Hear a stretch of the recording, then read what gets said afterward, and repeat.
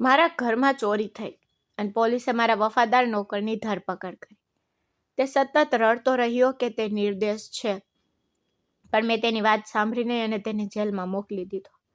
2 વર્ષ પછી મારા બેડરૂમમાં જૂનું એસી રિપેર કરાવતી વખતે મને તેની અંદર એક છુપાયેલો કેમેરો મળ્યો. જ્યારે મેં રેકોર્ડિંગ જોયું ત્યારે મને આઘાત લાગ્યો. ચોરી કરનાર નોકર નહોતો, પણ મારા પોતાના. મારું નામ સૂર્યાંશ છે અને હું લગભગ 7 કે 8 વર્ષનો હતો. ત્યારે એક દિવસ મારા પિતા ઘરમાં પ્રવેશ્યા અને તે એકલા નહોતા. તેની સાથે એક નાનો છોકરો પણ હતો, કદાચ 6 વર્ષનો. તેના કપડાં ખૂબ જ ગંદા અને ફકીર દેખાતો હતો. તેણે જૂતા પણ પહેરેલા હતા, જેના કારણે તે અંદર આવતાની સાથે જ ફ્લોર ગંદો થઈ ગયો. મારી માએ તરત જ પૂછ્યું, આ શું છે? તમે તેને અહીં કેમ લાવ્યા છો? તેના જૂતા આખા ઘરને ગંદુ કરી રહ્યા છે. પણ મારા પિતાએ ધીમેથી કહ્યું, એવું ના કે, ફક્ત તેના કપડાં ગંદા છે, પણ તે પોતે ખૂબ જ સારો વ્યક્તિ છે. મારી માએ સમજવાનો પ્રયાસ કર્યો અને પૂછ્યું, તમારો મતલબ શું છે? તો પપ્પાએ કહ્યું, તે અનાથ છે અને આ દુનિયામાં તેનું કોઈ નથી. મને તે રસ્તા પર મળ્યો. જ્યારે મેં તેની તરફ જોયું ત્યારે નાનો છોકરો શરમથી માથું નમાવીને ત્યાં ઊભો હતો. તે કંઈ બોલી રહ્યો ન હતો. પપ્પાએ કહ્યું, તે ખૂબ જ વફાદાર છે. તેને મને ઘણીવાર મદદ કરી છે. મને યાદ છે કે એક દિવસ જ્યારે મારા પિતાને અચાનક આંચકો આવ્યો, તે જમીન પર પડી ગયા. તેમના હાથ અને પગ શૂન્ય થઈ ગયા હતા. બધા દૂર શાંતિથી ઊભા રહીને જોઈ રહ્યા હતા. પણ તે ઝડપથી તેમની પાસે આવ્યો, તેના ખિસ્સામાંથી એક ગોળી કાઢી અને તેમને આપી. થોડી વાર પછી મારા પિતાની તબિયત સુધરી ગઈ અને તે ભાનમાં આવ્યા. મેં આશ્ચર્યથી જોયું, કારણ કે લોકો ફક્ત જોઈ રહ્યા હતા, કંઈ કરવાની હિંમત કરતા નહોતા. આપણે તેને દત્તક લેવું જોઈએ. તે અમારો પુત્ર બનશે. જ્યાં અમારા પુત્રનો ઉછેર થઈ રહ્યો છે, ત્યાં તેનો પણ થઈ જશે. તે અમારી સાથે રહેશે. મારી માએ થોડી શંકા અને ડર દર્શાવતા કહ્યું, દત્તક લીધેલા બાળકો સાથે એક મોટી સમસ્યા છે. તેઓ ક્યારેય આપણા પોતાના બનતા નથી. તેમને હંમેશા અજાણ્યા કહેવામાં આવે છે અને આ પછીથી ગંભીર સમસ્યાઓ તરફ દોડી શકે છે. પણ પપ્પાએ એક પણ શબ્દ સાંભળ્યો નહીં અને છોકરાને અમારા ઘરમાં રાખ્યો. તેનું કોઈ નામ નહોતું. તે કહેતો હતો કે લોકો તેને કંઈ પણ કહે, પણ પપ્પાએ તેનું નામ રોહન રાખ્યું. રોહન ધીમે ધીમે અમારા ઘરનું ગૌરવ બની ગયો. મેં તેની સાથે રમવાનું, ભણવાનું શરૂ કર્યું. તે મારી દરેક વાત સાંભળતો અને સહેજતાથી સંમત થઈ જતો. તે નાનો છોકરો તેની સાદગી, સૌમ્યતાથી બધાનું દિલ જીતી લેતો. ક્યારેક તે નાની નાની વસ્તુઓ પણ મારાથી છુપાવતો અને હું તેને શોધીને હસતો. મેં જોયું કે રોહનને ખૂબ જ સારી ટેવો હતી. તે હંમેશા બીજાઓનું ધ્યાન રાખતો, પહેલાં બીજાને આપતો અને પછી પોતાના માટે લેતો.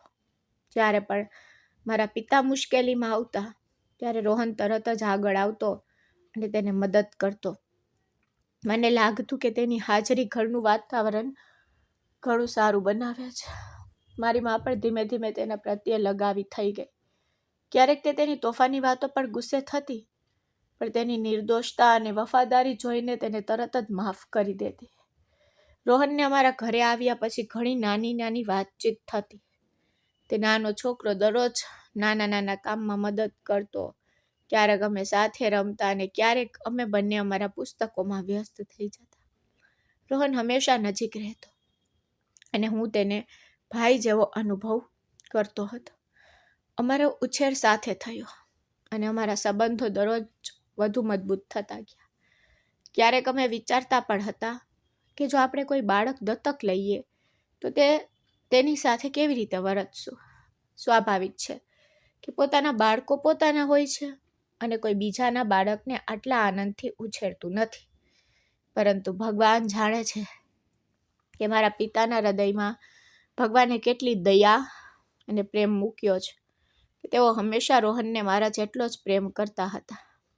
તે અમને સમાન કપડાં ખરીદતા, અમને સમાન શાળામાં મોકલતા, અમને સમાન ખોરાક ખવડાવતા અને અમને સમાન રમકડાં લાવી આપતા.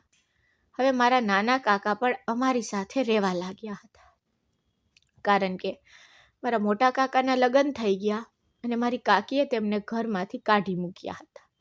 તે સમયે તે લગભગ મારી ઉંમરના હતા, કદાચ 2.5 વર્ષ મોટા.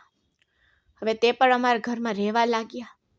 તે પણ રોહનની હાજરીથી પરેશાન હતા, પરંતુ પપ્પાની હાજરીમાં કોઈનો કોઈ મત નહોતો, કારણ કે પપ્પાનો નિર્ણય અંતિમ નિર્ણય.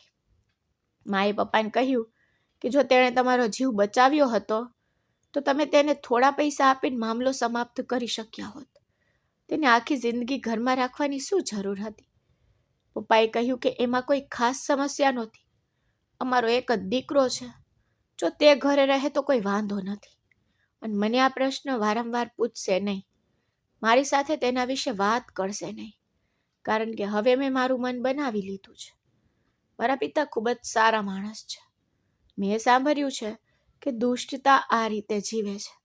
ખરાબ લોકો જીવે છે અને સારા લોકો વહેલા મૃત્યુ પામે છે. પિતાનો ડાયાબિટીસ ખૂબ જ ગંભીર બની ગયો હતો અને અમને તેની ખબર પણ નહોતી, અને તેમનું અવસાન થઈ ગયું. ત્યાં સુધીમાં હું 16 વર્ષનો હતો, રોહન 14-15 વર્ષનો અને મારા કાકા સુનિલ 17-18 વર્ષના. ઘરમાં 3 યુવાનો હતા. બધા મોટા થઈ રહ્યા હતા. એવી કોઈ સમસ્યા નહોતી કે અમે એકલા રહીએ. ધંધો સારી રીતે સ્થાપિત હતો. અમારો મોટો બંગલો હતો. અમને દુકાનમાંથી ભાડું અને જમીનના કરાર મળતા હતા. બધું બરાબર હતું, પરંતુ પિતાના અવસાનનું નુકસાન ભરપાઈ ન થઈ શકે તેવું હતું. તેમનું શુગર લેવલ ખૂબ ઊંચું હતું. તેમણે ધ્યાન પણ નહોતું આપ્યું. તેમણે કંઈક મીઠી વસ્તુઓ પણ ખાધી હતી, જેનાથી મામલો વધુ ખરાબ થઈ ગયો હતો.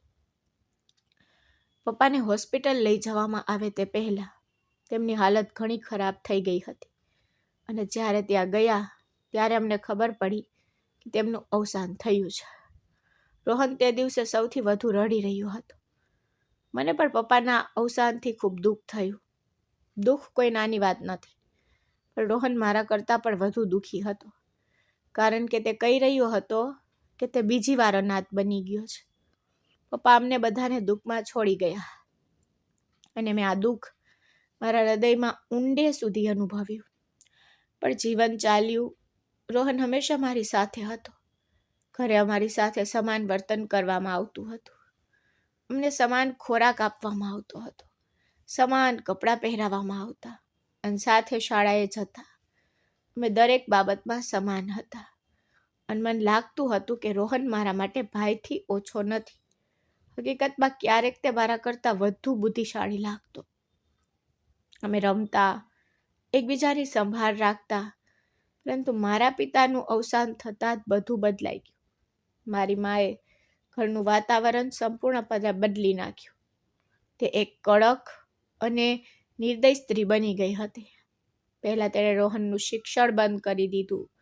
તે ફક્ત 9મા ધોરણમાં હતો. તેણીએ કહ્યું કે અમે હવે તેનું શિક્ષણનો ખર્ચ ઉઠાવી શકતા નથી. તું અનાથ છો, તને સહારો આપવા માટે તારા પિતા નથી, તને મફત પૈસા પણ મળી શકતા નથી. મેં અંદરથી વિચાર્યું, આ બિલકુલ ખોટું છે. પરંતુ મારી માએ કડકાઈથી કહ્યું કે હું જે કરી રહી છું તે બિલકુલ સાચું છે, અને તે તારા ભલા માટે છે. પછી મારી માએ રોહન માટે નવા કપડાં ખરીદવાનું બંધ કરી દીધું. તેને મારા પોતાના કપડાં આપ્યા, અને તે જૂના ફાટેલા કપડાં પહેરતો. તેની હાલત જોઈને હૃદય દ્રાવક થયું, પરંતુ મારી માને કોઈ પરવા નહોતી. રોહનની માસુમિયત અને મૌનનો લાભ લઈને તેણીએ તેનો રૂમ પણ ખાલી કરી દીધો અને સુનિલ કાકાને આપ્યો. રોહનને રસોડામાં સૂવાનું કહેવામાં આવ્યું, અથવા પોતે સ્ટોરરૂમ સાફ કરવાનું. આ જોઈને મેં મારી માને રોકવાનો પ્રયાસ કર્યો, કારણ કે હું એટલો મોટો થઈ ગયો હતો કે હું જાણતો હતો કે આ બધું ખોટું છે. પરંતુ મારી માએ કહ્યું કે હું જે કરી રહી છું તે એકદમ યોગ્ય અને ઘર માટે જરૂરી છે. સમય પસાર થતો ગયો. મેં ધીમે ધીમે રોહનને ઘરનો નોકર બનતો જોયો. તેણે બધું જ કરવાનું શરૂ કરી દીધું. મારી માએ રોહનને બધા કામ સોંપ્યા, અને તે તેનું દિલ જીતવા માટે ખૂબ જ મહેનત કરતો. ક્યારેક મેં તેને રોકવાનો પ્રયાસ કર્યો, પણ તે તેના મનની શાંતિથી કામ કરતો રહ્યો. એક દિવસ મારી માએ કહ્યું, આ માળી ખૂબ પૈસા લે છે, કામ યોગ્ય રીતે કરતો નથી. મેં બિનજરૂરી પૈસા ખર્ચી રહ્યા છીએ. રોહને તરત જ કહ્યું, ઠીક છે મેડમ, હું કામ કરીશ. અને તેને કર્યું. માએ માળીને કાઢી મૂક્યો. પણ તેણીએ કહ્યું, નોકર પણ હવે ખૂબ હેરાન કરે છે. ઘરનું કોઈ પણ કામ યોગ્ય રીતે કરતો નથી. તે વધુ રજાઓ લે છે. ઘરનો સામાન અલગથી લાવવો પડે છે. મા પોતાનું ઝાડું ફેલાવતી રહી. રોહને બધું તેના માથા પર લઈ લીધું. તે નાના નાના કામ કરતો રહ્યો. તે દરરોજ ખોરાક રાંધતો, રૂમ સાફ કરતો, કપડાં ધોતો, બધું જ કરતો.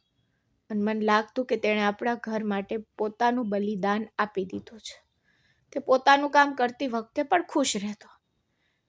ક્યારેક હું તેની તરફ જોતો અને કહેતો, શું આ બધું તારા માટે છે કે મા માટે? તે હસતો અને કહેતો, મારા માટે પણ છે. પણ વાસ્તવમાં તે ફક્ત તેની માનું દિલ જીતવાનો પ્રયાસ કરી રહ્યો હતો. રોહન ધીમે ધીમે મોટો થઈ રહ્યો હતો. ત્યાં સુધીમાં તે ગાડી ચલાવતા શીખી ગયો હતો અને ડ્રાઈવરને કાઢી પણ મૂક્યો હતો. હવે તે મને શાળા અને કોલેજમાં મૂકતો અને લાવતો. ઘરના બધા કામ પણ કરતો. ભોજન બનાવતો, રસોડું સાફ કરતો, કપડાં ઇસ્ત્રી કરતો, બાળકોની સંભાળ રાખતો. રોહન બધું જ કરતો. મને ઘણીવાર વિચાર આવતો કે એક નાનું બાળક બધા માટે પોતાનું બલિદાન કેવી રીતે આપી શકે છે અને પોતાને કોઈ મુશ્કેલીમાં ન મૂકી શકે. જ્યારે પણ કોઈ ઘરે આવે ત્યારે મારી માં તરત જ તેને કહેતી કે તે અમારો નોકર છે. અને રોહન તરત જ કામ પર લાગી જતો. જો તે થાકીને બેઠો પણ હોય તો પણ તે તરત જ ઉઠી જતો. મારી માનું વર્તન જોઈને હું ગુપ્ત રીતે તેને રોકવા માંગતો હતો, પરંતુ રોહન ચૂપ રહ્યો, બધું જ કામ કરતો રહ્યો.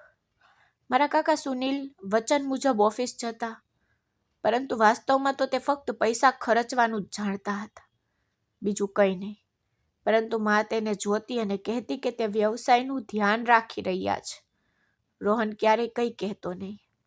તે પોતાને છુપાવતો અને આખો સમય કામ કરતો રહ્યો.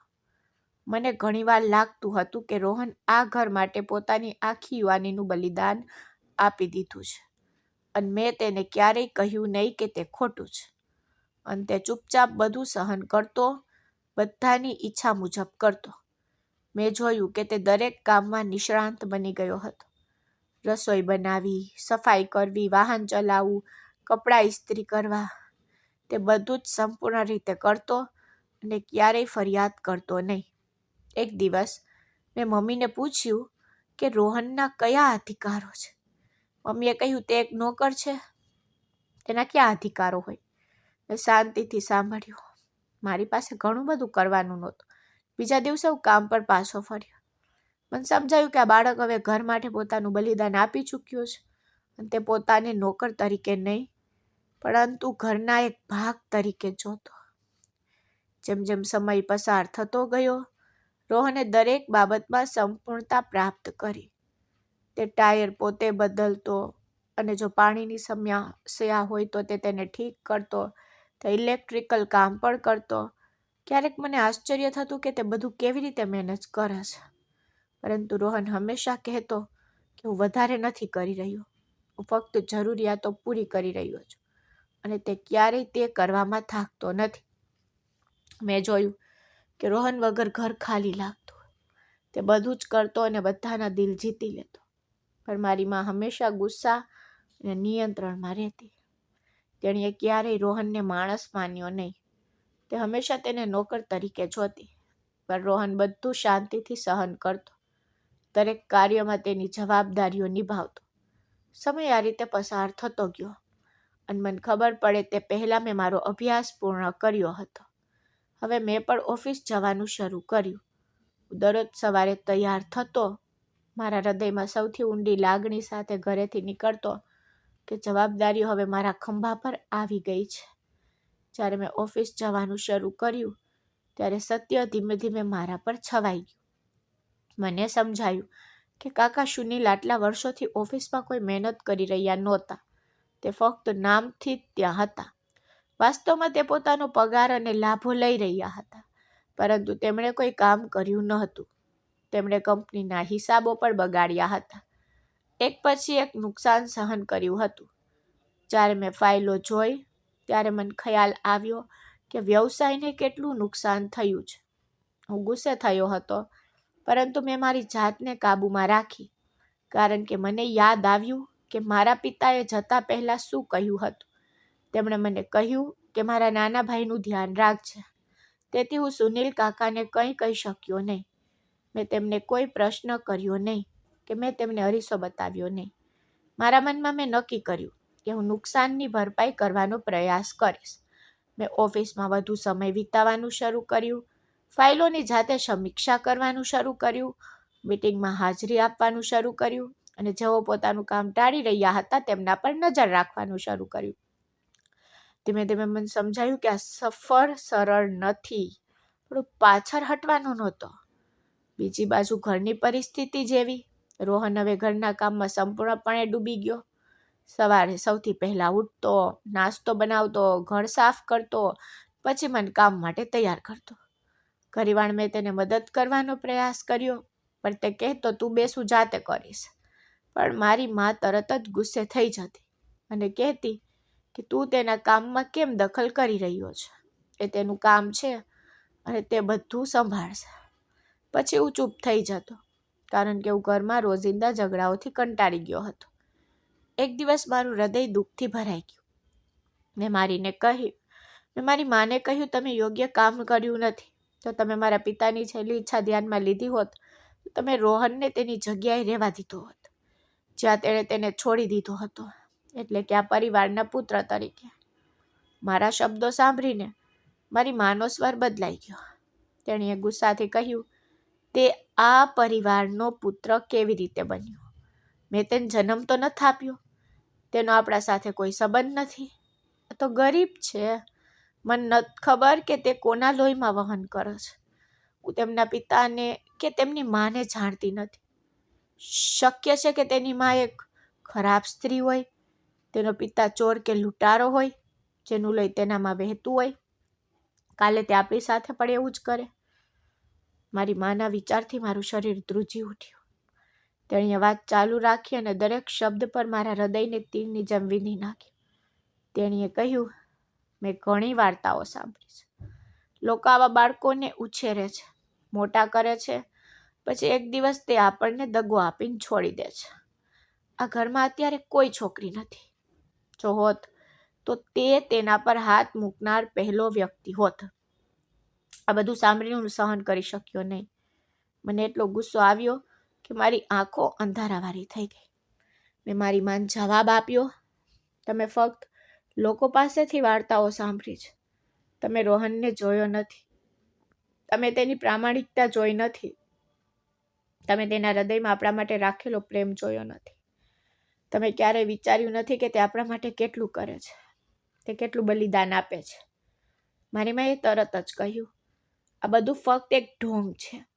આવા લોકો બીજાઓ સાથે સારા બનવાનો પ્રયાસ કરીને એક મહાન કૃત્ય કરે છે, પરંતુ તેની પાછળ તેમનો સાચો સ્વભાવ છુપાયેલો છે. મારી માના વિચારથી મને આશ્ચર્ય અને દુઃખ બંને થયું, પરંતુ મને ખબર હતી કે દલીલ કરવાનો કોઈ અર્થ નથી. રોહન આ સમયે રસોડામાં હતો. તે અમારી વાતચીત સાંભળી શકતો હતો, પણ તે શાંતિથી કામ કરતો રહ્યો. તેણે ક્યારેય ફરિયાદ ન કરી. તેણે ક્યારેય કંઈ સમજાવ્યું નહીં. તેણે ફક્ત પોતાનું કામ ચાલુ રાખ્યું, જાણે તેણે આ જીવન માટે પોતાને તૈયાર કરી લીધો હોય. મેં ઘણીવાર તેની આંખોમાં મૌન અને પીડા જોઈ, પણ તે ક્યારેય જવાબમાં બોલ્યો નહીં. મારું પોતાનું જીવન પણ મુશ્કેલીઓથી ભરેલું હતું. કામ પર દબાણ વધી રહ્યું હતું. કંપનીનું પુનર્નિર્માણ સરળ નહોતું. સુનિલ કાકાની બેદરકારીએ વાતાવરણ ખાલી કરી દીધું હતું. હું દિવસ રાત કામ કરતો, ક્યારેક ફાઇલો ઘરે લાવતો, ક્યારેક મોડી રાત્રે ઓફિસ આવતો. આ બધા વચ્ચે રોહન હંમેશા મારી સાથે રહેતો. ક્યારેક તે મારા માટે ચા બનાવતો, ક્યારેક તે ચૂપચાપ મારા માટે ખોરાક મૂકી દેતો, ક્યારેક તે ફક્ત મારી રાહ જોતો. હું ઘણીવાર વિચારતો કે જો પપ્પા જીવતા હોત તો આ બધું ક્યારેય ન બન્યું હોત.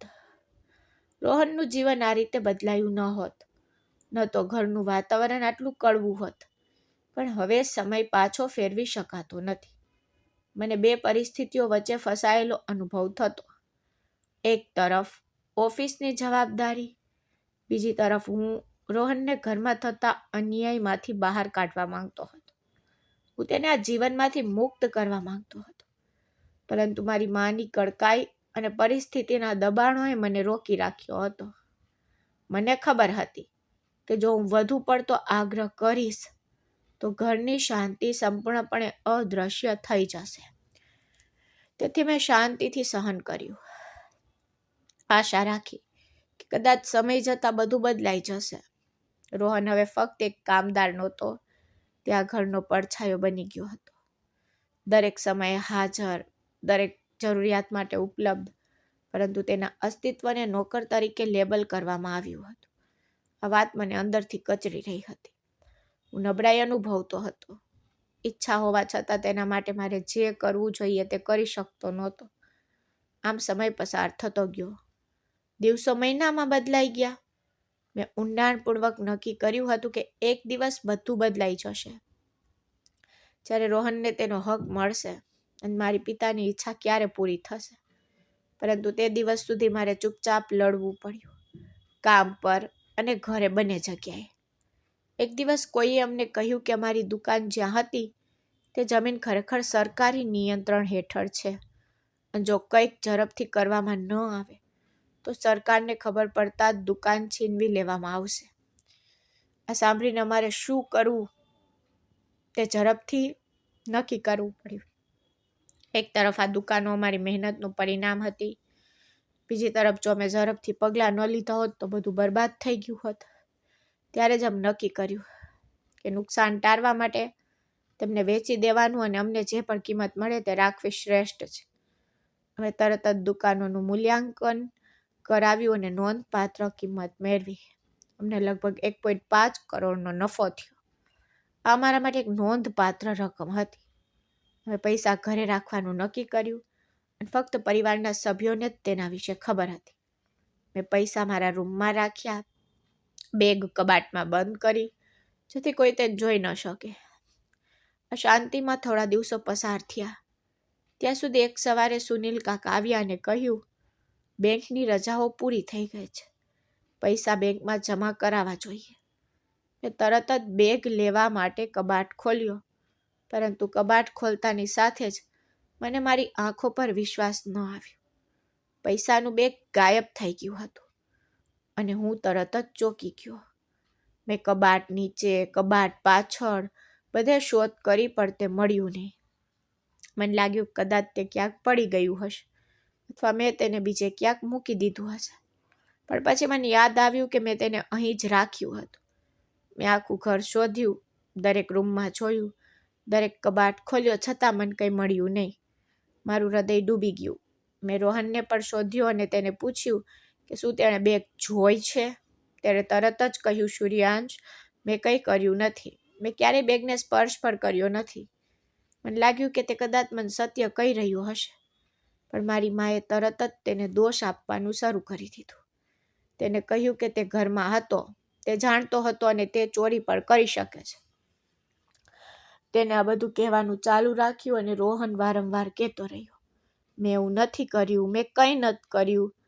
મારી માએ તેને ઘરની બહાર ધકેલી દીધો.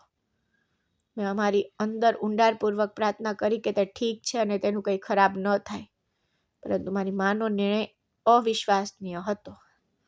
પહેલાં તેને પૂછ્યું, પૈસા ક્યાં છે, પ્લીઝ તે પરત કર, અમને અમારા પૈસા આપ. પરંતુ રોહન પાસે કોઈ જવાબ નહોતો. તેને કહ્યું, સૂર્યાંશ, મારી પાસે પૈસા નથી, મેં તે લીધા નથી, મેં કંઈ કર્યું નથી. મેં પોલીસને ફોન કરીને કહ્યું, તે ચોર છે, તેને પૈસા ચોર્યા છે. પોલીસ તરત જ આવી અને રોહનને લઈ ગઈ. હું અંદર બેઠો લાચારીથી જોઈ રહ્યો હતો. રોહન એકવાર પણ ચીસ પાડી નહીં. તેણે કોઈની સાથે અસભ્યતાથી વાત પણ કરી નહીં. તેણે ફક્ત શાંતિથી પોતાનો હક દાવો કર્યો. કહ્યું, આ મારું પોતાનું ઘર છે, હું મારા પોતાના ઘરમાંથી ચોરી કરી શકતો નથી. મેં ક્યારેય આવું કંઈ કર્યું નથી.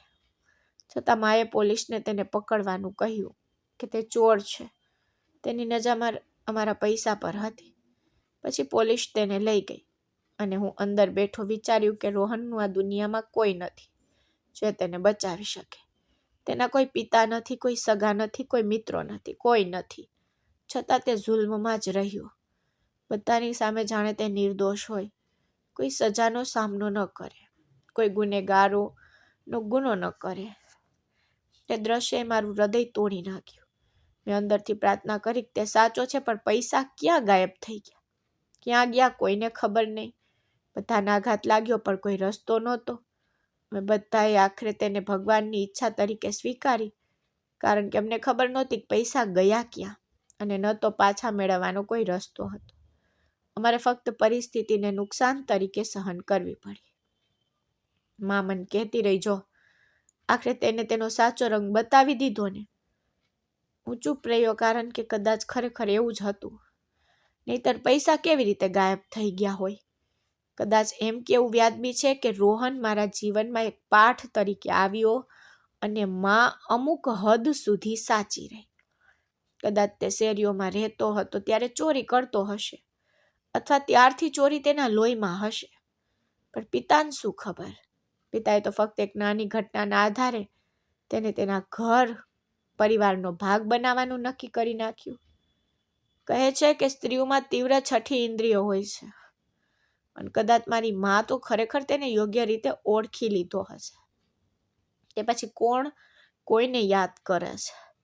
જે દ્રષ્ટિથી અદ્રશ્ય થઈ જાય છે, જે હૃદયમાંથી પણ અદ્રશ્ય થઈ જાય છે, અને વ્યક્તિ પણ ભૂલી જાય છે. તે તેની સાથે લોહીથી સંબંધિત નહોતો, ગમે તેમ. તેથી લોહી ઉભરાયું નહીં. તે ઘરેથી નીકળી ગયો. ફરી કોઈએ તેના વિશે વાત કરી નહીં. કોઈએ તેને યાદ પણ ન કર્યો. પહેલાં પણ હું એકલો જ હતો જેને યાદ કરતો, અને કોઈને તેની ચિંતા નહોતી. તેથી અમે એ પણ પૂછ્યું નહીં કે તે જેલમાં ગયો કે નહીં, કઈ જેલમાં ગયો, ક્યાં ગયો, તેને શું સજા મળી, તે બહાર આવ્યો કે નહીં, કે તેને શું થયું.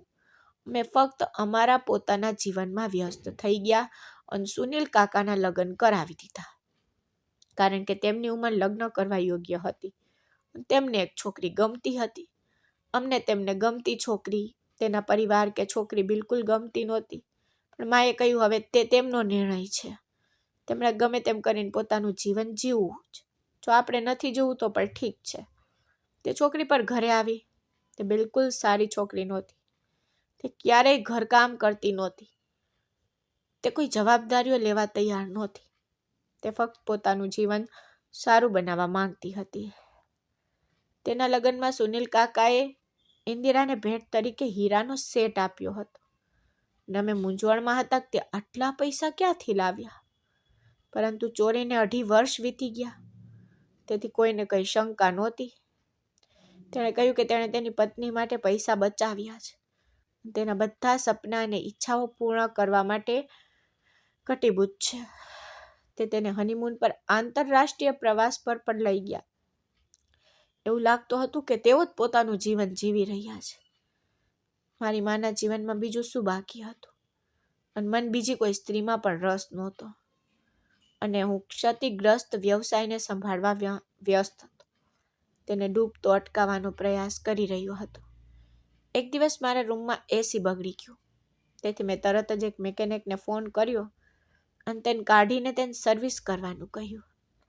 અમે અમારા કામમાં એટલા વ્યસ્ત હતા કે કોઈને તેને સર્વિસ કરાવવાનું યાદ નહોતું. તે સમયે જ્યારે રોહન આસપાસ હતો ત્યારે તે બધા નાના મોટા કામ સંભાળતો. મને ક્યારેય કોઈ વાતની ચિંતા નહોતી. પરંતુ હવે બધું ઊંધું થઈ ગયું હતું. સુનિલ કાકાના લગ્ન થયા ત્યારથી તે તેમની પત્નીમાં વ્યસ્ત હતા.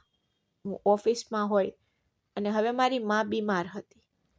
તે પથારી વશ હતી અને આવા કામ પોતે કરી શકતી નહોતી. તે બહાર જઈ શકતી નહોતી. વિચારી શકતી નહોતી કે ક્યારે શું કામ કરવાની જરૂર છે. પણ જ્યારે એસી ઓપરેટર એસી ચાલુ કર્યું ત્યારે હું સોફાની બાજુમાં બેઠો હતો. મારા ફોનમાં વ્યસ્ત હતો. તેને કામ શરૂ કર્યું અને પછી તેણે મને કહ્યું, સાહેબ, તમારા એસીમાં એક કેમેરો છે. મેં આશ્ચર્યથી પૂછ્યું, કયો કેમેરો? તેણે કહ્યું, હા. મેં કહ્યું, મને બતાવો. તેણે કેમેરો કાઢ્યો અને મને બતાવ્યો. કહ્યું કે તેમાં ડ્રાઈવ કાર્ડ પણ હતું, પણ કેમેરો બગડેલો લાગતો હતો. કદાચ કાર્ડ પર ડેટા હશે. મારા હૃદયમાં એક વિચિત્ર ભય અને પ્રશ્ન ઉદ્ભવવા લાગ્યો. મેં કહ્યું, સારું, મને યાદ છે કે મારા પિતા પાસે પહેલા કેમેરો હતો, અને આ તેમનો હતો. કદાચ મારા પિતાએ ઘરની જૂની યાદોને કેદ કરવા માટે તેમાં જરૂરિયાતથી ઇન્સ્ટોલ કર્યો હતો. મેં કાર્ડ મારા પાકીટમાં મૂક્યું, બજારમાં ફર્યો, દુકાનદારને ડેટા કાઢવા અને મારા ફોનમાં મૂકવા ફાઇલ બનાવવા કહ્યું. ત્યારે કહ્યું ઠીક છે, અને મેં કર્યું. જ્યારે હું ઘરે પાછો ફર્યો અને મારા ફોન પર ફાઇલ જોઈ ત્યારે હું ખરેખર યાદોથી ભરાઈ ગયો. એટલા જૂના નહોતા, પરંતુ એક વિડીયોએ મારી નજર પકડી અને મને સતબત કરી દીધો. વિડીયોમાં સ્પષ્ટ દેખાતું હતું કે હું રાત્રે સૂતો હતો અને મારા રૂમમાંથી 1.5 કરોડ ભરેલી બેગ રોહન નહીં પણ સુનિલ કાકા લઈ ગયા. મારા પગ નીચેથી જમીન ખસી ગઈ. મારું હૃદય ડૂબી ગયું. મારા હાથ ધ્રુજવા લાગ્યા. હું સતબત થઈ ગયો.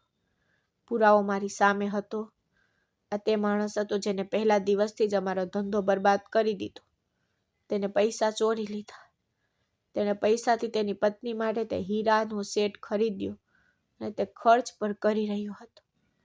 મેં તરત જ મારી માને બધું બતાવ્યું અને કહ્યું, જુઓ આ તે માણસ છે જેણે અમને નુકસાન પહોંચાડ્યું. તેણે નિર્દોષ રોહનને દોષી ઠેરવ્યો. અમે તે નિર્દોષ માણસને જેલમાં પણ મોકલી દીધો અને તેને બધા અત્યાચાર સહન કરવા પડ્યા.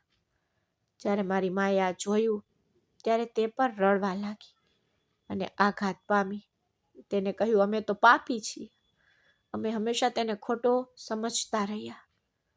અમે સુનિલ, અમારા ઘાસમાં રહેતો સાપ ઉછેરતા અને અમે રોહનને જે અમારા પ્રત્યે વફાદાર હતો જેલમાં મોકલી દીધો. મારી માએ કહ્યું, દીકરા જાન, તેને લાવ. હવે હું કેવી રીતે જઈ શકું? મારી હિંમત કેવી રીતે થઈ શકે? તમે હમણાં જ તેના પર તો આરોપ લગાવ્યો, તે કેવી રીતે આવશે? મારી માએ કહ્યું, કંઈક તો કરવું પડશે. મેં કહ્યું, મારા મિત્રને લઈ આવીશ, પણ પહેલા હું આ સાપને ડબ્બામાં નાખી દઉં. મેં સુનિલ કાકાનો મિલકતનો હિસ્સો અને વાસિયતનામાનો ભાગ આપ્યો અને તેમને ઘર છોડી દેવાનું કહ્યું. પછી જ્યારે અમે તેમને વિડીયો બતાવ્યો ત્યારે તેઓ અવાચક થઈ ગયા. અમે કહ્યું, આ મારા સન્માનની વાત છે કે અમે હજી સુધી તમારી સાથે મામલો ઉકેલ્યો નથી. તમારી પત્નીને લઈને જાઓ અને ચાલ્યા જાઓ. તે પણ ચૂપચાપ ચાલ્યો ગયો. આ દિવસ મારા માટે એક પાઠ હતો. મેં જોયું કે લોકોના દેખાવ અને આદતો અલગ અલગ હોય છે. ક્યારેક જે આપણા પ્રત્યે સૌથી વફાદાર લાગે છે તે ગુનેગાર છે અને જે અદ્રશ્ય છે તે ક્રૂર છે. મેં મારી જાતને શપથ લીધા કે હું ફરી ક્યારેય નિર્દોષ વ્યક્તિ પર આરોપ લગાવીશ નહીં અને હું ચોક્કસપણે ગુનેગારનો બદલો લઈશ. હવે મને રોહન માટે એક વિચિત્ર શાંતિનો અનુભવ થયો. મેં વિચાર્યું કે હવે હું તેને તે સ્થાન આપીશ જે તે લાયક છે, જેણે વર્ષોથી ધીરજ રાખી છે, બધું કર્યું છે, દરેક જુલ્મ સહન કર્યો છે અને હંમેશા મૌન રાખ્યું છે. મેં તેના જીવનના ભાગ વિશે વિચાર્યું. તેથી મેં એક પગલું આગળ વધ્યું અને મારી મા સાથે બેસીને રોહનને ઘરે પાછો લાવવા અને તેને તેનું યોગ્ય સ્થાન આપવાની યોજના બનાવી. કોઈ પણ તેને અન્યાય કરી શકશે નહીં અને આપણને યોગ્ય રીતે જવાબદાર ઠેરવવામાં આવશે. મેં મારા મનમાં પણ વિચાર્યું કે હવે ઘરમાં કોઈ એવું નહીં હોય તે દિવસે સાપને રાખે. દરેક વ્યક્તિનો સાચો ચહેરો ઉજાગર થશે. આ ઘટના આપણા માટે માત્ર એક પાઠ જ નહીં પણ જીવનની વાસ્તવિકતાનો અરીસો પણ હતો. નિર્દોષની ધીરજ અને ભોળપણનું શોષણ કેવી રીતે થાય. ક્રૂર લોકો તેમના દેખાવ પાછળ દરેકને કેવી રીતે છેતરે. ક્યારેક તેઓ પોતે જ સૌથી નિર્દોષ સાબિત થાય છે. મેં સંકલ્પ કર્યો કે હવેથી હું મારા વ્યવસાય, મારી મિલકત અને મારા ભાઈના અધિકારોનું યોગ્ય રીતે ધ્યાન રાખીશ. કોઈ જવાબદારી, કોઈ કામ કે કોઈનું ગેરકાયદેસર કાર્ય તેને નુકસાન પહોંચાડશે નહીં. બધું રોહનના પક્ષમાં થશે, જેણે અમારા માટે બધું કર્યું, શાંતિથી, ધીરજપૂર્વક અને એક નિર્દોષ માણસની જેમ. આ ફકરો એટલી ઊંડાણથી લખાયેલો છે કે દરેક વાક્ય લાગણીઓ અને અહેસાસને સ્પષ્ટ રીતે વ્યક્ત કરે છે અને મહત્વ વાસ્તવિકતાને બહાર લાવવા માટે લંબાય છે. પછી મને ઝડપથી ખબર પડી કે રોહનને ક્યાં લઈ જવામાં આવ્યો. જ્યારે મેં પોલીસને પૂછ્યું ત્યારે તેઓએ કહ્યું કે કોઈએ તેના માટે અવાજ ઉઠાવ્યો નહોતો. તે પણ ચૂપ રહ્યો. તેથી તેને ચોરીનો દોષી ઠેરવવામાં આવ્યો. તેની સજા લાંબી નહોતી, પરંતુ પોલીસે તેની સાથે કઠોર વર્તન કર્યું. તેઓએ તેના પર હુમલો પણ કર્યો, તેને માર્યો. આ સાંભળીને મને ખૂબ દુઃખ થયું. હું જેલ તરફ રવાના થઈ ગયો. ત્યાં પહોંચ્યા પછી મેં રોહન માટે શક્ય તેટલું બધું કર્યું. મેં તેની મુક્તિ માટે બધા દસ્તાવેજો તૈયાર કર્યા. જેલ અધિકારીઓને મળ્યો. તેના ભાઈ માટે જે કંઈ કરી શકે તે બધું કર્યું, પણ તેમાં પણ 1 મહિનો લાગ્યો. આ દરમિયાન દિવસ રાત વિચારતો રહ્યો કે રોહનની નિર્દોષતા આખરે સમાપ્ત થશે અને તે મુક્ત થશે. પછી તે દિવસ આવ્યો જ્યારે રોહન જેલમાંથી મુક્ત થયો. હું બહાર ઊભો હતો અને તેણે મને જોતાની સાથે તરત જ મને ગળે લગાવી દીધો.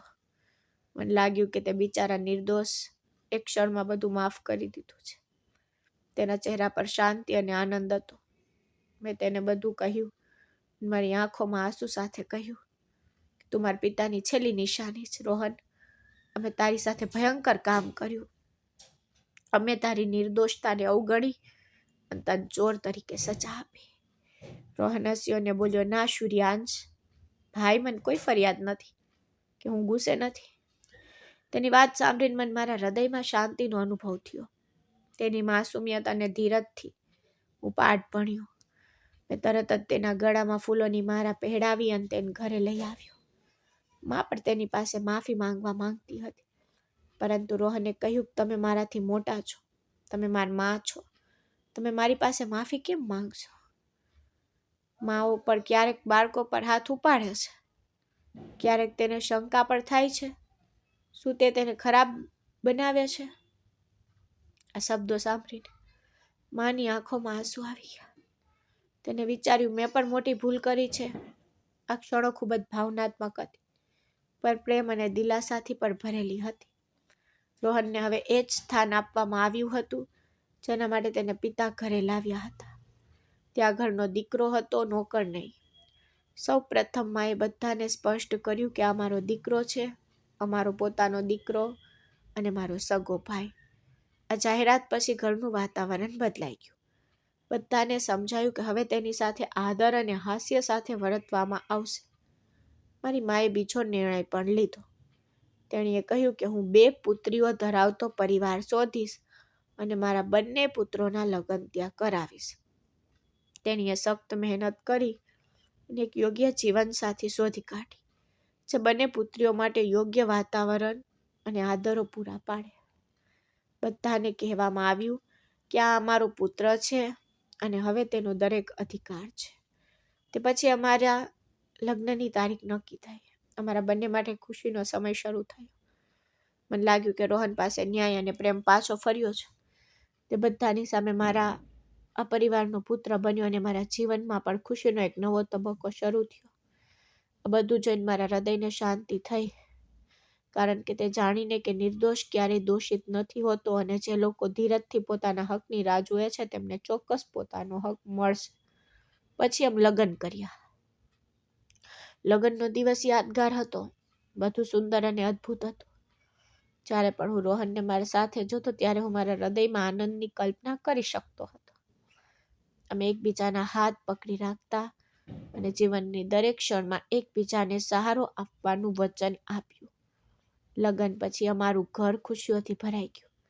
મારી પત્ની અતિ દયાળુ અને સંભાળ રાખતી હતી. તે હંમેશા મારા માટે હાજર રહેતી. તે મારી જરૂરિયાતો પહેલાં કરતાં વધુ સમજતી અને મને દરેક શક્ય રીતે મદદ કરતી. રોહન પણ અમારી સાથે રહેતો હતો અને ઘરની સૌથી મોટી તાકાત બની ગયો હતો. તે માને પણ ખૂબ પ્રેમ કરતો. તેની સંભાળ રાખવી તેના માટે ગર્વની વાત હતી. તે દરરોજ સવારે ઉઠીને તેના માટે નાસ્તો બનાવતો, ઘરકામ કરતો, સાફ સફાઈ કરતો. તે હંમેશા નાના અને મોટા બંને કાર્યોમાં સૌથી પહેલાં આવતો. માં તેના પ્રેમ અને સંભાળથી ખુશ થતી અને ઘણીવાર કહેતી, રોહન, તું અમારો દીકરો છે, નોકર નથી. મેં રોહનને ઓફિસના કામમાં પણ સામેલ કરવાનો પ્રયાસ કર્યો, જેથી તેને એવું લાગે કે તે કોઈ કામમાં પાછળ નથી. હું તેને ફાઇલો બતાવતો, મીટિંગમાં તેની સાથે જતો અને તેને દરેક કામ શીખવતો, જેથી તે અમારી કંપનીની સંપૂર્ણ જવાબદારી સમજી શકે અને ક્યારેય એવું ન લાગે કે તે કંઈ કરી રહ્યો નથી. મને લાગ્યું કે રોહન પર ખૂબ ખુશ હતો, પરંતુ હવે તેને સખ્ત મહેનત કરવાની તક મળી હતી અને તે પણ જીવનમાં પરિપૂર્ણતા અનુભવવા લાગ્યો હતો. અમારી બંનેની પત્નીઓ અદ્ભુત હતી. તેમને ફક્ત અમારા માટે જ નહીં, પણ રોહન માટે પણ પ્રેમ અને આદર હતો. તેઓએ તેને ક્યારેય કંઈ કરવા માટે દબાણ કર્યું નહીં, પરંતુ તેને શક્ય તેટલી બધી રીતે મદદ કરી. ઘરનું વાતાવરણ સુગંધિત, શાંતિપૂર્ણ બન્યું. બધાના ચહેરા પર સ્મિત હતું. બધા ખુશીથી પોતાનું કામ કરી રહ્યા હતા. મને લાગ્યું કે રોહન અમારા ઘરમાં, ઓફિસ બંનેમાં પોતાને સ્થાપિત કરી રહ્યો છે. તેનું વ્યક્તિત્વ આત્મવિશ્વાસમાં વધારો થયો અને તે દરેક પ્રયાસની સફળતામાં ભાગ લેવા લાગ્યો. મને પણ રાહત થઈ કે જુલમના દિવસો પૂરા થઈ ગયા છે. હવે તેની મહેનત અને પ્રેમથી તે ઘર અને કામ બંનેમાં મહત્વપૂર્ણ ભૂમિકા ભજવી રહ્યું છે. રોજિંદા કામકાજમાં રોહનની હાજરી દરેક માટે આનંદનો સ્ત્રોત હતી. તે બજારમાંથી કરિયાણા લાવતો, ઘરની જરૂરિયાતોનું ધ્યાન રાખતો. ક્યારેક તે મારી પત્ની માટે કપડાં કે ખોરાક લાવતો અને ક્યારેક તે ઘર જાતે સાફ કરતો. મેં ઘણીવાર તેને દરેક કાર્ય એટલા પ્રેમ અને ધીરજથી કરતો જોયો કે તે આશ્ચર્યજનક હતું. સાંજે જ્યારે અમે બધા લિવિંગ રૂમમાં હતા, ત્યારે રોહન તેની ફરજો પૂર્ણ કર્યા પછી પાછળ બેસીને અમારી સાથે સમય વિતાવતો. મને લાગ્યું કે જીવન ખરેખર ન્યાય આપી રહ્યું છે. નિર્દોષને હવે તેનો હક મળ્યો છે.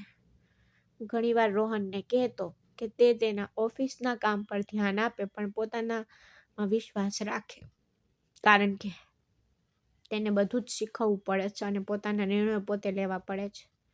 તેના ચહેરા પરની ખુશી અને આત્મવિશ્વાસ જોઈને મને મનની શાંતિ મળી કે તે હવે પોતાના પગ પર ઊભો છે, જીવનના પડકારોનો સામનો કરવા સક્ષમ છે. અમારી પત્નીઓએ પણ ઘરમાં ખૂબ જ શાંતિપૂર્ણ વાતાવરણ બનાવ્યું છે. તેઓ ફક્ત તેમના પતિઓની સંભાળ રાખતી નહોતી, પણ રોહન પ્રત્યે દયાળુ પણ હતી. તે બંને ક્યારેય કોઈના કામ વિશે ફરિયાદ કરતા નહોતા, પરંતુ હંમેશા બધા માટે પ્રેમાળ ભાવના જાળવી રાખતા. ઘરમાં શાંતિનું વાતાવરણ રહેતું.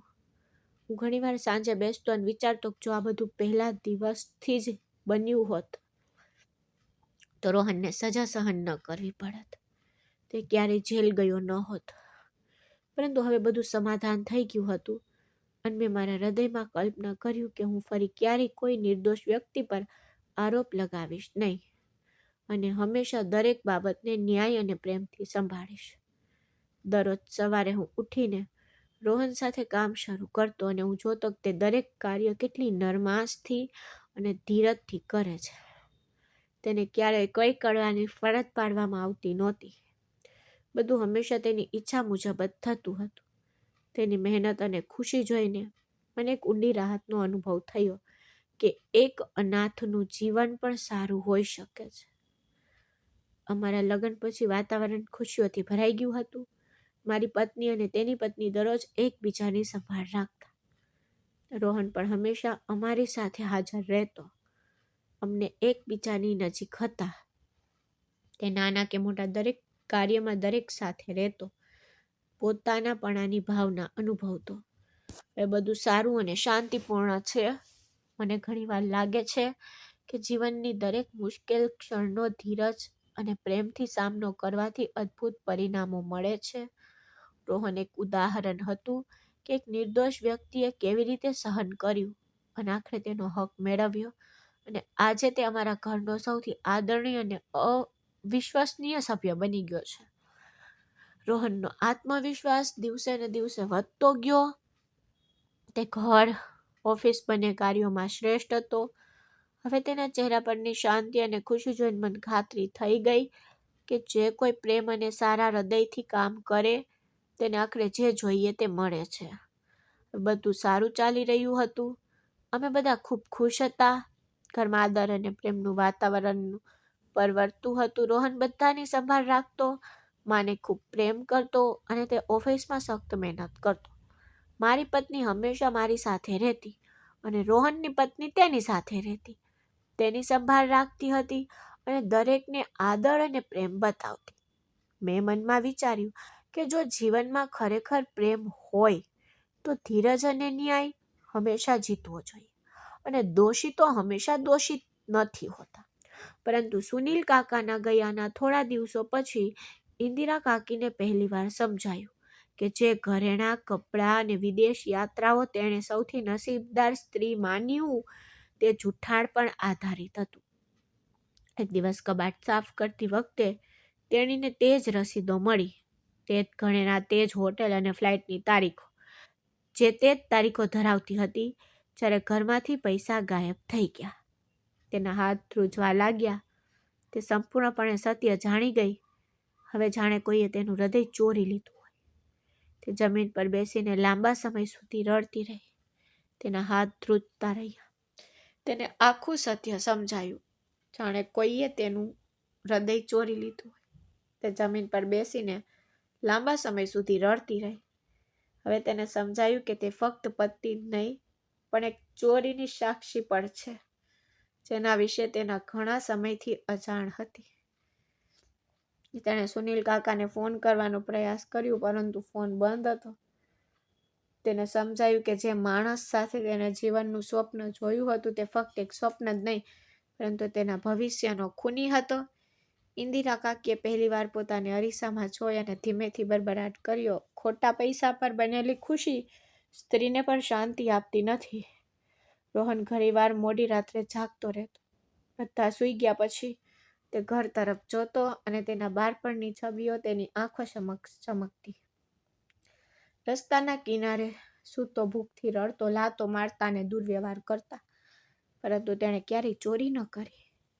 તે હંમેશા કહેતો જે વસ્તુ તેની નથી તે તેને સ્પર્શ કરવો પણ પાપ છે. પરંતુ જ્યારે પિતા તેને ઘરે લાવ્યા ત્યારે તે પહેલીવાર પલંગ પર માથું રાખીને સૂતો. પહેલીવાર કોઈએ તેના માથા પર હાથ ફેરવ્યો અને એ જ રોહન, જેણે ક્યારેય ચોરી કરી નહોતી, તેને એ જ ગુના માટે જેલમાં મોકલવામાં આવી. તેણે જેલમાં પણ ફરિયાદ ન કરી. દરરોજ રાત્રે તે ભગવાનને પ્રાર્થના કરતો કે જો હું સાચો હોઉં તો સત્ય બહાર આવવા દો. હવે તે ધંધો સંભાળી રહ્યો હતો.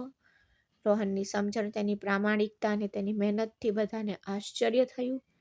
એ જ લોકો, એ જ સંબંધીઓ, એ જ પડોશીઓ જે એક સમયે તે ચોર છે, શેરીનો બાળક, અનાથ હોવા અંગે બરબરાટ કરતા, અને આજે એ જ લોકો તેની સામે ઊભા હતા. કેટલાક તેની પાસે નોકરી માંગી રહ્યા હતા, કેટલાક ભલામણની રાહ જોઈ રહ્યા હતા. પછી એક માણસે હિંમત એકઠી કરીને કહ્યું કે જે બન્યું તે ભૂલી જા. રોહને શાંતિથી જવાબ આપ્યો, મેં ક્યારેય બદલો લેવાનું વિચાર્યું જ નથી. મેં ફક્ત ધીરજ શીખી અને ધીરજ વ્યક્તિને મહાન બનાવે છે, નાનો નહીં. તે દિવસે ઘણા લોકોની આંખો નીચી હતી અને આજે રોહન ફક્ત તે પરિવારનો પુત્ર નહોતો, તે પરિવારની કરોડરજ્જુ બની ગયો. તેની તરફ જોઈને મારી માં ઘણીવાર કહેતી, જેને આપણે ચોર માનતા તે અમારો સૌથી મજબૂત સહારો બન્યો. મને ઘણીવાર આશ્ચર્ય થાય છે કે શું તે ચૂપ ન રહ્યો હોત? જો તેણે બદલો લીધો હોત તો કદાચ તે રોહન ન હોત. તેની મૌન જ તેને ઊંચી કરી દેતી. તેની ધીરજ તેની ઓળખ બની ગઈ. અને તે દિવસે મેં મારા હૃદયમાં વિશ્વાસ કર્યો કે જેને આપણે શંકાની નજરે જોઈએ તે હંમેશા તેના લાયક નથી. સમય તેમને ન્યાય, આદર અને તે સ્થાન આપે છે જે તેઓ લાયક છે. તે દિવસથી મેં લોકો પ્રત્યેનો મારો દ્રષ્ટિકોણ બદલી નાખ્યો. મેં તેમને તેમના ચહેરા દ્વારા નહીં, તેમના પાત્ર દ્વારા ન્યાય કરવાનું શરૂ કર્યું.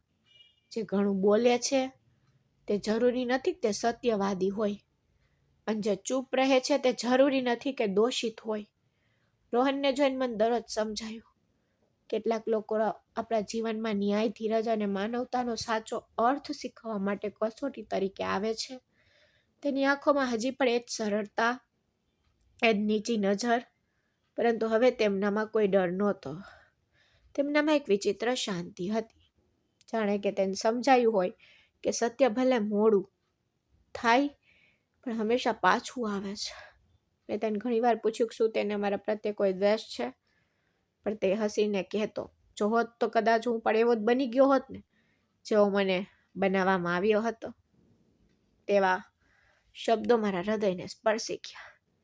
જ્યારે હું પાછળ ફરીને જોઉં છું ત્યારે મને સમજાય છે કે મેં ફક્ત એક નિર્દોષ વ્યક્તિને સજા આપી નથી, અમે અમારી પોતાની અંતરાત્માને કેદ કરી દીધી. પરંતુ આજે જ્યારે રોહન આ ઘરમાં માથું ઊંચું રાખીને ચાલે છે, જ્યારે મા તેના માટે પ્રાર્થના કરે છે અને જ્યારે હું તેને મારી બાજુમાં ગર્વથી ઊભો જોઉં છું, ત્યારે એવું લાગે છે કે જાણે આપણે બધા તે દિવસે મુક્ત થયા હતા, જે દિવસે સત્ય પ્રગટ થયું. અને કદાચ આ જીવનનો સૌથી મોટો ન્યાય છે. એક દિવસ નિર્દોષની ધીરજ જુલ્મીના બધા અવાજ કરતાં મોટી સાબિત થાય છે. સત્ય પ્રગટ થાય છે. પછી ઘરમાં એક વિચિત્ર શાંતિ છવાઈ ગઈ. તે શાંતિ દિલાસો આપતી નહોતી, પરંતુ એવા પ્રશ્નોથી ભરેલી હતી જેનો જવાબ આપવામાં આટલો સમય લાગ્યો હતો. માં ઘણીવાર શાંતિથી રોહન તરફ જોતી હતી. તેની આંખોમાં પસ્તાવો સ્પષ્ટ દેખાતો.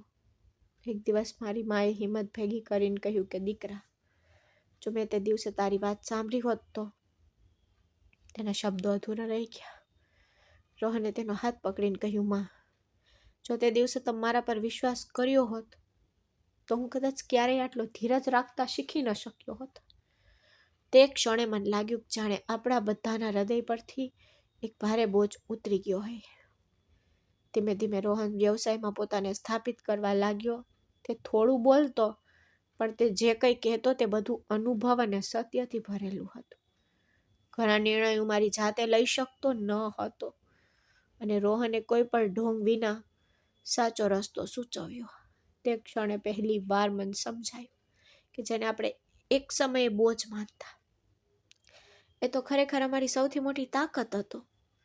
એક સાંજે અમારી ઓફિસથી પાછા ફરતી વખતે મેં તેને કહ્યું કે આ વ્યવસાય હવે ફક્ત મારો નથી, પણ તારો પણ છે. રોહન એક ક્ષણ માટે ચૂપ રહ્યો. પછી તેને કહ્યું, ભાઈ, મારા માટે એટલું ઘણું છે કે તમે મને તમારો પોતાનો માન્યો. મને આ બધાની જરૂર નથી. મને ફક્ત તમારો પ્રેમ અને સહારો જોઈએ છે. આ સાંભળીને મારી આંખોમાં આંસુ આવી ગયા. તે રાત્રે મેં નક્કી કર્યું કે આ ઘરમાં કોઈ પણ નિર્ણય એક તરફી નહીં હોય. પહેલા ન્યાય થશે, પછી શંકાનો ઉકેલ નહીં આવે. કદાચ ત્યારથી અમારી વાર્તા ફક્ત એક નિર્દોષ વિશે નહીં, એક પરિવાર વિશે બની ગઈ. આ વાર્તાનો સૌથી મોટો પાઠ એ છે કે મૌન નબળાઈથી નથી અને મોટો અવાજ હંમેશા સત્ય નથી બોલતો. આપણે ઘણીવાર લોકોનો ન્યાય તેમના સંજોગો, તેમના ભૂતકાળ અથવા બીજા શું કહે છે તેના આધારે કરીએ છીએ. તે સમજ્યા વિના કે ધીરજ પણ એક શક્તિ હોય છે. રોહને અમને શીખવ્યું કે નિર્દોષ ફક્ત એવો વ્યક્તિ નથી જે રડે છે. નિર્દોષ એવો પણ છે જે બધું સહન કરે છે, પણ સાચો રહે છે. ખોટો આરોપ ફક્ત વ્યક્તિને તોડતો નથી, તે આખા સંબંધો, વિશ્વાસ અને અંતરાત્માને ઘાયલ કરે છે. અને જ્યારે સત્ય બહાર આવે છે ત્યારે પસ્તાવો અંતિમ સજા બની જાય છે. આ વાર્તા આપણને યાદ અપાવે છે કે ન્યાયમાં વિલંબ થઈ શકે છે, પરંતુ જ્યારે તે થાય છે ત્યારે તે ફક્ત સત્ય જ નહીં પરંતુ સમગ્ર સમાજને અરીસો દેખાડી જાય છે. તેથી ફક્ત શકના આધારે કોઈ પર આંગળી ચિંતા પહેલા તેમના મૌનને સમજો, સબૂત શોધો, કારણ કે તે મૌન એક દિવસ અંતિમ સત્ય બની શકે છે. મિત્રો, મને આશા છે કે તમને અમારી વાર્તા ગમી હશે. જો તમને વાર્તા ગમી હોય તો વિડીયોને લાઇક, ચેનલને સબસ્ક્રાઈબ કરજો અને હા, આગામી અપડેટ માટે નોટિફિકેશન બેલ જરૂરથી દબાવજો. ધન્યવાદ.